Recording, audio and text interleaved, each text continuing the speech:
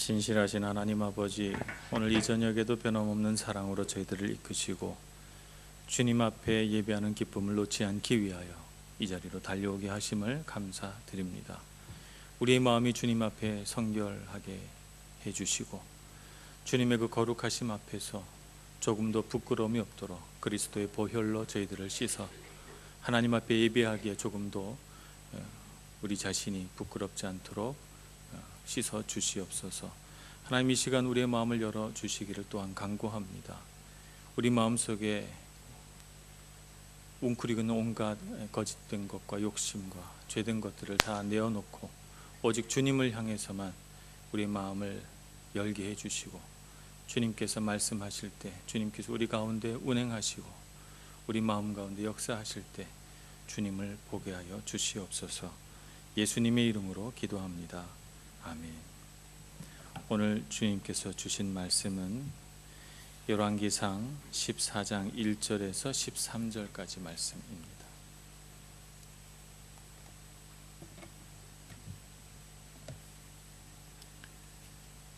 열왕기상 14장 1절에서 13절까지 말씀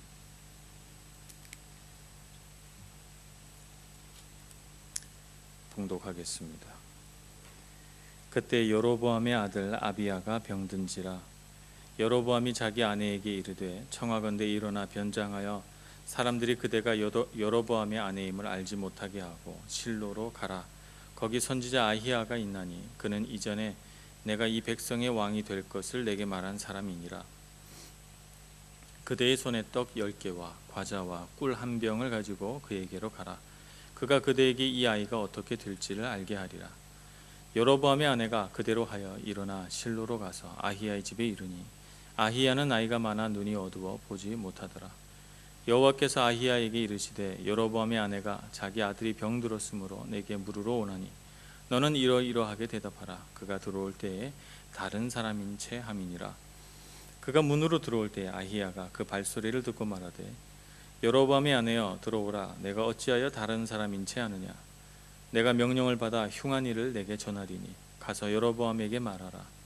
이스라엘의 하나님 여호와의 말씀이 내가 너를 백성 중에서 들어 내 백성 이스라엘의 주권자가 되게 하고 나라를 다윗의 집에서 찢어내어 내게 주었거늘 너는 내 종 다윗이 내 명령을 지켜 전심으로 나를 따르며 나보기에 정직한 일만 행하였음과 같이 아니하고 내 이전 사람들보다도 더 악을 행하고 가서 너를 위하여 다른 신을 만들며 우상을 부어 만들어 나를 노엽게 하고 나를 내 등 뒤에 버렸도다.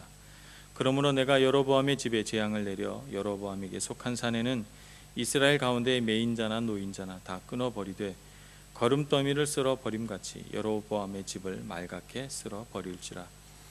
여로보암에게 속한 자가 성읍에서 죽은즉 개가 먹고 들에서 죽은즉 공중의 새가 먹으리니 이는 여호와께서 말씀하셨음이니라 하셨나니 너는 일어나 내 집으로 가라.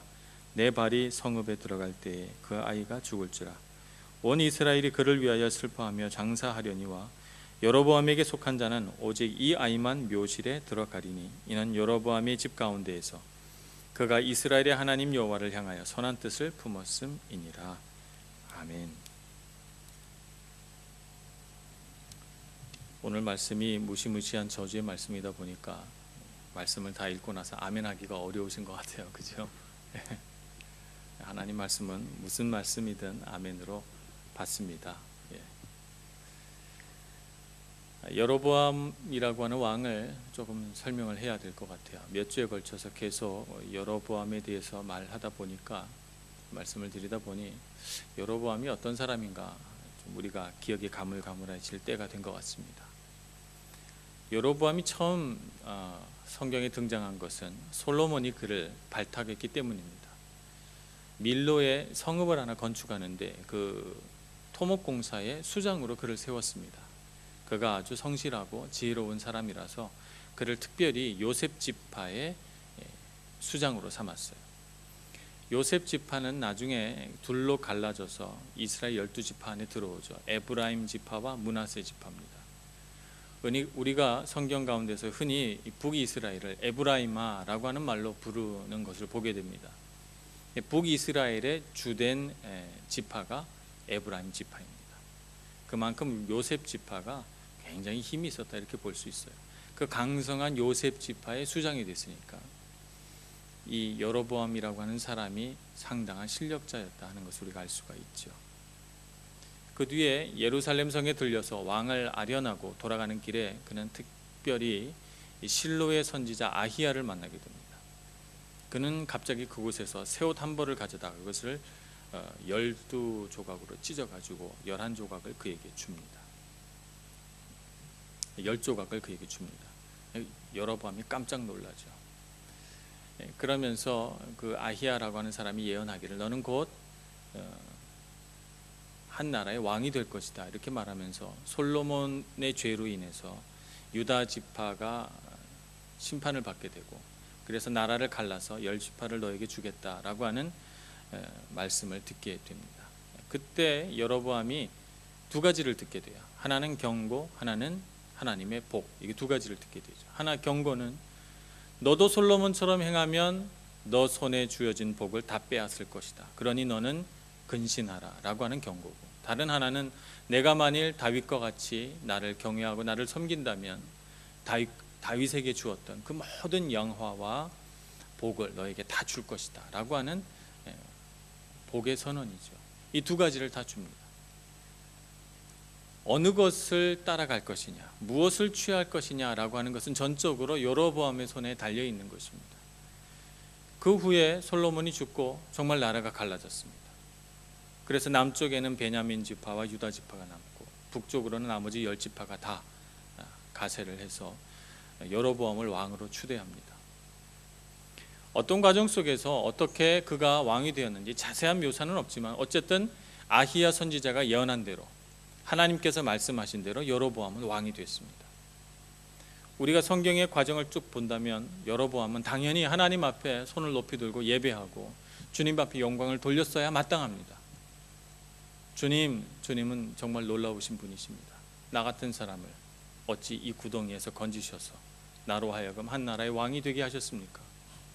주는 영원하시며 높으신 분이십니다. 아마 손을 높이 들고 하나님께 예배했어야 맞는데 어찌된 일인지 과정은 거꾸로 가기 시작합니다. 그는 하나님을 향해 예배하기 위하여 예루살렘 성전을 향해 가는 백성들이 미워 보이기 시작합니다. 예루살렘에서 예배드리다가 그 나라 왕 르호보암이 좋아 보이면 저들이 나를 버릴 것이 아닌가. 그러니 예루살렘으로 예배하러 가지 못하게 막자라고 생각합니다. 하나님이 주인공이 아니고 하나님을 의지하지 않고 하나님 때문에 이 자리에 내가 있는 것이라고 생각하지 않기 때문에 그는 백성들을 자기가 임의로 조종하고 통제할 수 있다고 믿게 됩니다. 그래서 백성들이 자기 나라에서 벗어나지 못하게 하려고 북쪽 끝 단에다가 산당을 하나 짓고 남쪽 끝 베델에다가 산당을 하나 지어서 남북을 막아버립니다. 그곳에 금송아지 하나씩을 마련해 놓고 이 금송아지가 하나님이다. 너희를 애굽 땅에서 이끌어낸 여호와 하나님이다. 이렇게 말하면서 예배하게 합니다. 자연스럽게 백성들은 그 왕의 말에 동조합니다. 물론 그렇지 않은 사람도 많았겠지만 왕이 그렇다니까, 금송아지가 하나님이라니까 백성들이 그곳에 가서 제사하기 시작합니다. 자기도 죄를 짓고 백성도 죄를 짓게 하는 끔찍한 일을 벌이기 시작합니다. 자, 이때까지 그 모든 일들은 여로보암 왕이 계획한 대로 다 됐습니다. 왕이 됐고, 왕이 돼서 자기 나라 백성을 통제할 수 있게 됐고, 그래서 왕권이 강화됐고, 그래 왕위는 튼튼해졌습니다.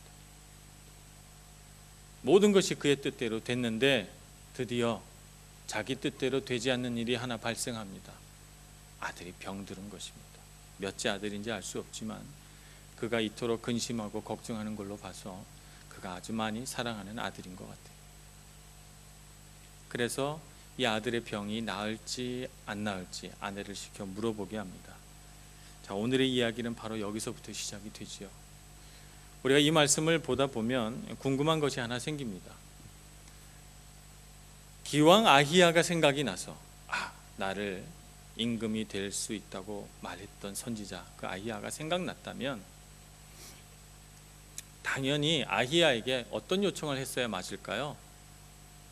아내에게 너는 가서 내 아들이 낳을 수 있는 방법을 알아가지고 와라. 뭐 이렇게 부탁했어야 맞고, 또 갈 때는 푸짐한 선물들을 마련해 가지고 가서 아히야 선지자에게 주면서 제가 그동안 하나님을 잊고 살았고 아히야 선지자에게 잘못 행했습니다. 저의 죄를 용서해 주십시오. 이제 제 아이가 병들었으니 그 모든 저의 잘못을 용서하시고 제발 우리 아이 한 번만 살려주세요. 뭐 이렇게 돼야 정상 아닐까 싶습니다. 보통의 성정을 가진 사람이라면. 그런데 아내의 신분을 숨기게 하고 초라한 선물, 그저 떡 10덩이와 꿀 1병, 과자 몇 개를 가지고 그 제사장에게, 그 선지자에게 나아가며, 더군다나 그 아이가 나을지 죽을지를 알아보려는 거예요. 점을 치라는 거죠. 낫게 해달라는 게 아니고요. 나을지 죽을지. 그러니까 하나님의 어떤 섭리와 그 능력에 대해서 전혀 신뢰하지 않는 모습을 보입니다. 그의 마음속에는 아히야에 대해서 미안해하는 마음, 혹은 하나님에 대해서 내가 뭘 잘못했다라고 느끼는 마음이 없어요. 그의 마음에 있는 것은 자존심이죠. 내가 왕인데, 내가 아무리 아히야가 예언한 대로 왕이 됐다지만 내가 그 사람 앞에 머리를 조아릴 수는 없지 라고 하는 턱없는 자존심, 그것이 그의 아들의 생명을 놓고 선지자에게 가서 겨우 점치는 행위밖에 할 수 없는 그런 불쌍하고 나약한 모습으로 나타나게 되는 것입니다. 여기에는 여로보암 왕의 뿌리 깊은 죄의 문제가 있어요. 사실 모든 이런 죄의 결과물들은 뿌리에서 나오는 것이거든요.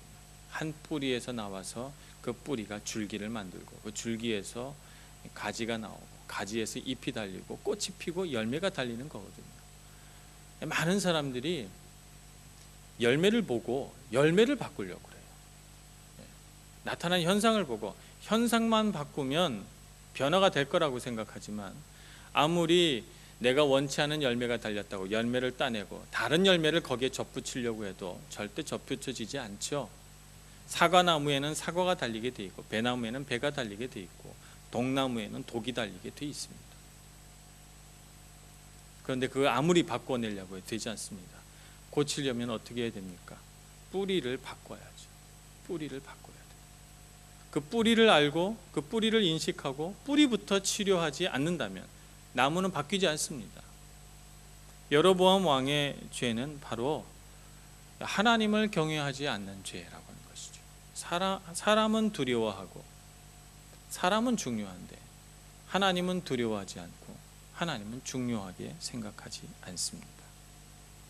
그래서 그의 삶 가운데 결과적으로 드러나는 것이 뭐냐면 하나님 앞에 예배하는 것을 가볍게 여깁니다.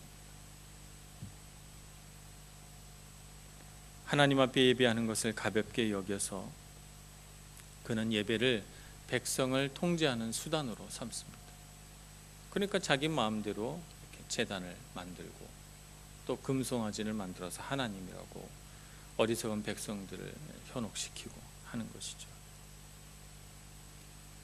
하나님 앞에 설 때는 우리 마음속에 어떤 마음이 있어야 될까요? 하나님 앞에 예배하러 나오기 위해서는 죄된 마음과 몸을 가지고는 절대 예배할 수 없어요. 그것은 예배가 아닙니다. 하나님 앞에 예배하러 오기 위해서는 어떻게 해야 되죠? 깨끗해야 합니다. 그래서 제사장들은 예배하기 전에 반드시 목욕을 했어요. 목욕을 하고 새 옷을 입고 그리고 하나님 앞에 예배드렸죠. 백성들은 하나님 앞에 예배하기 전에 어떻게 했죠? 자기의 마음과 영에 지은 죄를 하나님 앞에서 깨끗이 씻기 위하여 성전에 들어가기 전 성전 안뜰에서 백성들이 가지고 온 그 제물들을 죽여서 그 피로 자기를 성결하게 했습니다. 그렇게 하고 하나님 앞에 나아갔지 절대로 하나님 앞에 제사 드리지 않고 죄 있는 마음과 몸으로 성전에 들어갈 수가 없었어요. 오늘날 우리가 하나님 앞에 예배하고자 할 때 두 가지 주제, 거룩이라고 하는 것과 성결이라고 하는 것을 우리가 놓치고 살 때가 참 많이 있습니다. 주님 앞에 나와서 예배하려고 하는데 과연 나는 하나님 앞에 성결한 마음으로 나와 있는가? 나는 하나님 앞에 예배 드리려고 할 때 나는 과연 거룩하신 주님을 뵙기에 부끄럽지 않은 모습인가? 우리 자신을 돌아보아야 합니다. 때로 우리는 욕심에 사로잡힌 모습 그대로 그리스도의 보혈 앞에서 나 자신을 씻어내지 않고 내 스스로 나 자신에 대해서 전혀 뉘우치고 돌이키는 마음 없이 그냥 습관처럼 하나님 앞에 예배 드릴 때 주님께서는 꼭 이렇게 우리에게 질문하시는 것 같아요. 너의 마음은 어디에 있니? 라고 질문하시는 것 같습니다. 우리의 마음을 가지고 하나님 앞에 예배해야 될 줄로 믿습니다. 두 번째, 이 여로보암의 죄는요, 하나님을 따르지 않았다는 것이 있어요. 오늘 여로보암에 대해서 8절 말씀에 아히야 선지자는 하나님의 음성을 이렇게 대언합니다. 나라를 다윗의 집에서 찢어내어 내게 주었거늘 너는 내 종 다윗이 내 명령을 지켜 전심으로 나를 따르며 나보기에 정직한 일만 행하였음과 같이 아니하고. 하나님께서 여로보암을 왕으로 세우셨을 때 하나님께서 여로보암에게 기대한 것이 있습니다. 무엇을 기대했냐면 다윗과 같이 나를 따르는 사람이 되었으면 하는 기대감을 가지고 그를 왕으로 세운 것입니다. 여로보암이 이처럼 악한 왕이 될 것이라고 하나님은 생각하지 않았어요. 그에게 기회를 준 것이고 여로보암은 선택의 길에서 다윗의 길을 선택한 것이 아니라 죄에 치우친 길을 선택한 것입니다. 하나님께서 정말 여로보암에 대해서 안타까운 마음을 가지고 있는 것이 바로 따르지 않는다는 거예요. 하나님께서 말씀하셨을 때 그 말씀을 귀담아 듣고 그 말씀에 순종하고 그 말씀대로 살아가기 위해 날마다 자기 자신을 돌아보고 살아가야 함에도 불구하고 여로보암은 자기 자신을 살피지 않았어요. 하나님 앞에서 자기 마음을 살피지 않고 하나님 앞에서 자기 마음을 계속해서 깨트려 나가지 않고 그가 생각하기에 자기 자신은 하나님 앞에 조금도 부끄러운 것이 없는 것입니다. 그렇다 보니 여로보암은 마음이 굳어져 버립니다. 하나님을 경외하는 마음은 점점 더 작아지고 사라져 버립니다. 그래서 그가 우상숭배를 하게 되는 것입니다. 우상숭배는 어느 날 갑자기 잠에서 딱 깨서 이제부터 우상숭배를 해야 되겠다라고 해서 우상숭배하지 않습니다. 어느 누가 이 세상에 우상숭배하는 사람치고 불현듯 오늘부터 우상을 섬겨야 되겠구나 이렇게 생각하는 사람이 누가 있습니까? 우상이라고 하는 것은 우리가 하나님을 경외하지 않고 하나님께 예배하는 일이 점점 더 소홀해지고 그래서 내 삶에 내가 주인공이 되어 갈 때 그래서 하나님 앞에 나는 모든 것을 다 잘한다고 여겨질 때 점점 더 우리는 우상 숭배하게 되는 것입니다. 세상에는 여러 가지 차원의 우상이 있습니다. 오늘날에는 이제 사실 우상을 섬긴다고 말할 수가 없을 정도로 세상에는 우상이 없어졌습니다. 우상을 보려고 하면 저기 이제 아프리카 이렇게 깊은 산속으로 들어가거나 혹은 정말 중남미 이런 데 가서 원주민들을 봐야 우상이라고 하는 것을 발견할 수 있을지 모르겠습니다. 오늘날에는 이때 당시처럼 금송아지를 만들고 나무로 신을 만들어 놓고 예배하지는 않아요. 그러나 하나님만큼 사랑하는 것들은 다 있습니다. 오늘날 하나님은 질투하시는 하나님이라고 하시거든요.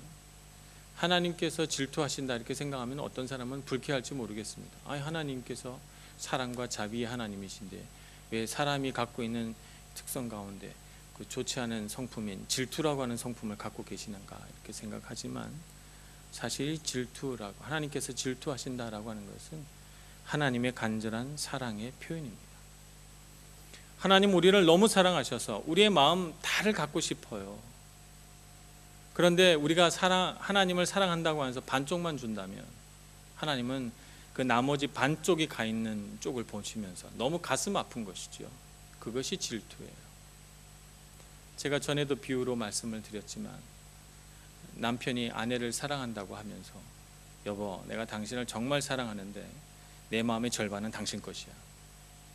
그리고 당신이 좀 이해할 부분이 있는데 내 마음의 절반은 다른 여자에게 가 있어.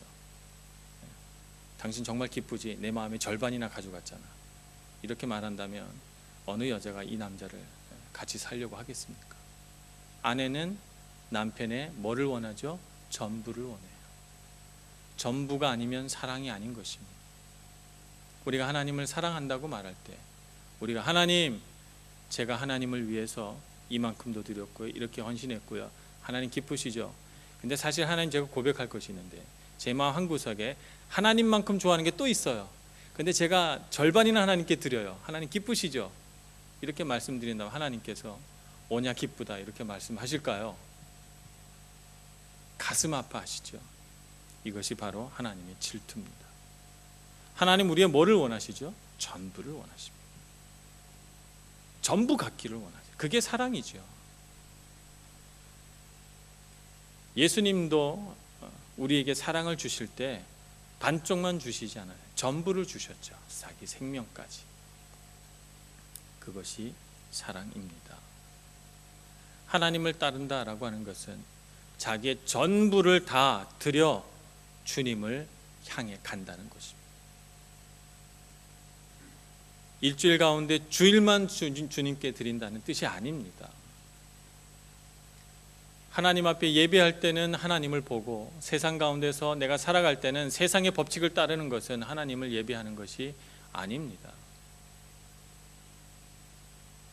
내가 집에서 성경 읽을 때는 하나님을 바라보다가 내 인생의 스케줄을 잡고 내 인생의 비전 목록을 세울 때는 전혀 하나님을 생각하지 않고 내 마음대로 적는 것은 그것은 하나님을 사랑하는 것이 아닙니다. 내가 하나님 앞에 헌신되어 있다고 말하면서 하나님 몰래 하나님께서 허락하든 말든 내가 쓰고 싶은 어떤 돈이 있다면 그것은 하나님께서 기뻐하지 않으십니다. 그래서 성경은 창세기부터 요한계시록까지 계속해서 하나님 믿는 백성에게 양자택일을 자꾸 요구합니다. 하나님이냐 우상이냐. 여호수아는 나와 내 집은 하나님을 따르겠다 이렇게 선언합니다. 갈멜산에서 엘리야가 바알 선지자들과 싸울 때 여호수아가 한 말과 똑같은 말을 그가 하게 됩니다. 우리 열왕기상 18장을 한번 볼까요? 열왕기상 18장 21절 말씀에 보면 이런 말씀이 등장합니다. 엘리야가 모든 백성에게 가까이 나아가 이르되 너희가 어느 때까지 둘 사이에서 머뭇하려느냐. 여호와가 만일 하나님이면 그를 따르고 바알이 만일 하나님이면 그를 따를지니라 하니 백성이 말 한마디도 대답하지 아니하는지라. 한마디도 대답하지 않았어요. 백성의 마음이 뭘까요? 지금 이 엘리야 선지자의 말을 듣는 엘리야 선지자가 그랬잖아요. 왜 머뭇하느냐. 하나님이 여호와 하나님께서 진짜 하나님이시면 하나님을 따르고 너희들이 섬기는 바알이 하나님이면 바알을 따르라. 택일 하라는 거죠. 근데 백성들이 아무 말을 하지 않아요. 이 아무 말도 하지 않는 침묵 속에서 그들이 표현한 것은 무엇일까요? 하나님도 섬기고 싶고 바알도 섬기고 싶고. 오늘 이스라엘 백성 또 여로보암도 마찬가지입니다. 하나님도 섬기고 금송아지도 섬기는 거죠. 양쪽 다 섬기는 거예요. 그걸 포기하기가 싫은 것입니다. 그래서 엘리야 선지자는 하늘에서 비가 내리지 않게 합니다. 비가 그치게 하는 것은 바알 신에 대한 강력한 도전이죠. 바알 신은 농경신이에요. 비를 내려서 땅에 곡식들이 자라나게 하는데 아주 특별한 능력이 있다고 여겨지는 그런 신입니다. 근데 비가 안 오게 하는 거죠. 3년 동안. 하나님은 우리가 우상을 섬기고 계속해서 그 우상을 향해 나아가면 언젠가는 그 우상이 줄 수 있다고 믿는 것을 막아버리십니다. 우리가 이 세상에서 하나님만큼 의지하고 정말 섬기는 그런 우상들이 여러 가지가 있는데 어떤 책에 보니까 그걸 세 가지로 분류하더라고요. 쾌락과 힘과 사랑, 이렇게 세 가지로 분류합니다. 쾌락에는 세 가지가 있습니다. 음식, 먹는 거. 많은 부분 우리가 이 먹는 걸로 스트레스를 풀고, 오늘날에는 참 이 먹는 걸로 문제가 많이 생깁니다. 옛날에는 무슨 거식증 이런 거 없었는데 요새는 갑자기 그런 게 생겼어요. 그죠? 단순히 식욕이 나서 먹는다는 게 아니죠. 요즘에는 정신적인 문제예요. 음식의 문제. 그런가 하면 섹스. 요즘처럼 이 섹스 문제가 정말 신문지상에 하루도 빼놓지 않고 오르내리는 날이 없을 정도로 정말 심각한 시대가 됐습니다. 세 번째는 오락이죠. 지금은 TV, 컴퓨터, 핸드폰, 정말 우리가 즐길 수 있는 게임이나 오락이 너무 많아요. 거기에 사람들이 점점 더 시간과 열정을 쏟아가죠. 힘도 있습니다. 힘이라고 하는 우상에는 성공과 돈과 성취라고 하는 것들이 있습니다. 그 성공과 돈과 성취라는 것들을 달려갑니다. 하나님 앞에서 그걸 포기할 수가 없어요. 어떻게 보면 하나님을 믿는 것도 성공과 돈과 성취를 위해서 믿는 거죠. 사랑, 가족처럼 중요한, 지금 현대시대에 가족이 정말 중요해요. 그래서 가족이 우상이 됩니다. 자녀가 우상이 되기도 하고, 부모가 우상이 되기도 하고, 배우자가 우상이 되기도 하고. 그런가 하면 요즘에는 가족으로도 모자라서 로맨스도 있어야 돼요. 가족 안에 로맨스가 없거든요. 그래서 로맨스를 찾아서 남자도 여자도 떠나갑니다. 가정 밖에서. 그 모든 것들을 다 통틀어서 정말 우상이 된 것은 우리 자신이죠. 내가 중요한 거예요. 하나님은 나를 버리고 자기 십자가를 쫓으라고, 자기 십자가를 지고 나를 쫓으라고 주님께서 그렇게 우리에게 가르쳐 주셨는데, 우리는 자기를 부인하지 않고 자기 십자가도 지지 않고 주님을 따르기도 원치 않습니다. 주님이 우리를 따라오기를 원하죠. 우리 안에 있는 수많은 우상들을 그냥 다 움켜쥔 채로 하나님을 섬길 수가 없습니다. 하나님 여전히 오늘도 하나님을 믿을 것이냐 우상을 섬길 것이냐라고 하는 것을 우리에게 요구하고 두 가지 중에 한 가지를 택하기를 원하십니다. 만약 하나님을 섬기는 일을 선택하지 않으면 바알신, 비를 내린다는 바알신에게 비를 주지 않는 것으로 바알신이 무능함을 알려주듯이, 우리가 음식을 통해서 결국에는 우리의 몸이 망가지게 되고, 섹스를 통해서 우리의 정신이 황폐하게 될 것이고, 우리는 오락을 통해서 우리의 모든 정력과 에너지가 낭비되어 버릴 것이고, 돈을 통해서 시험이 들고 죄를 짓게 될 것이고, 그 모든 우리가 우상이라고 정말 나에게 기쁨을 줄 것이라고 믿는 그것들을 통해서 결국에는 고통을 당하게 될 것입니다. 그러니 그 모든 것들을 다 갖고 계신 주님을 향해 예배하러 나아가시길 바랍니다. 하나님과 세상의 우상을 동시에 섬기려고 하지 마시고 놓아버리시기를 바랍니다. 오직 주님만 선택하시고 주님 앞에 전부를 드리는 여러분들이 되셔서 하나님을 경외하는 마음 잃어버리지 마시고 꼭 회복하시기를 축복합니다. 기도하겠습니다. 은혜가 많으신 하나님 아버지, 우리 마음 깊은 곳에서부터 주님을 경외하기를 원합니다. 정말 주님 앞에 설 때마다 우리의 마음이 떨리고 우리의 눈에 눈물이 고이고, 주님 앞에 설 때마다 한없이 내 자신이 부끄러워 십자가의 보혈로 나아가지 않고는 하나님 앞에 설 수 없을 정도로 주님 앞에 떨리고 두려워하는 마음으로 서는 저희들 되게 해주시고, 그 마음, 그 생각, 그 우리의 중심이 주님 앞에 예배가 되게 하여 주시옵소서. 그래서 우리가 주님 앞에 예배할 때마다 전심으로 예배하게 해주시고 가슴 가득히 하나님을 향해 찬송하고 기뻐하는 마음으로 예배할 수 있도록 저희들을 이끌어 주시옵소서. 예수님의 이름으로 기도합니다.